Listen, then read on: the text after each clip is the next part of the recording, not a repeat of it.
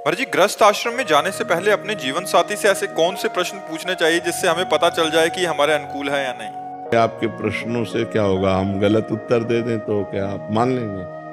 मान लो जैसे हम आपसे पूछ रहे हैं, आप ब्रह्मचर्य हैं, आपने कभी किसी को नहीं स्वीकार किया, तो आप कहेंगे मैंने किसी को नहीं स्वीकार किया, तो झूठ भी तो बोल सकते हैं। अब तो बड़ा कठिन है, अब तो ऐसे जीवन साथी मिलने ही कठिन है, क्योंकि एक बच्चा 4 लड़कियों से संबंध बना चुका है, एक लड़की 4 बच्चों से संबंध बना चुकी है।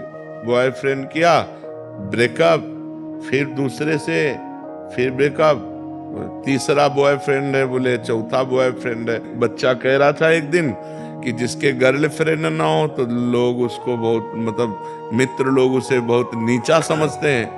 मतलब वो अपना गर्व से वर्णन करते हैं कि मेरे 5 गर्लफ्रेंड है, उसे गर्व समझ रहे हैं। तो ये व्यभिचार प्रवृत्ति जिसकी बन चुकी है, वो भला एक पुरुष में कैसे टिक पाएंगे?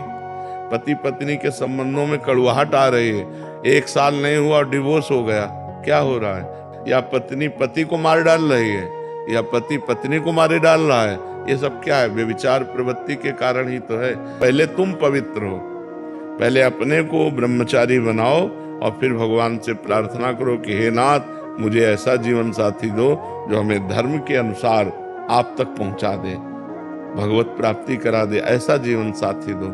और जब हमने हाथ पकड़ लिया और हाथ समर्पित कर दिया, तो फिर दूसरे की तरफ देखे ना, अपने पति पत्नी से प्यार रखे, नहीं तो फिर जीवन बर्बाद हो जाएगा।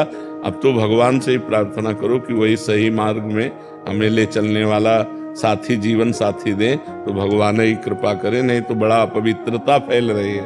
तो हमें भगवान से प्रार्थना करनी चाहिए कि हे भगवान, मुझे ऐसा जीवन साथी दो जो हमारे मनोनुकूल हो और धर्म के अनुसार चले।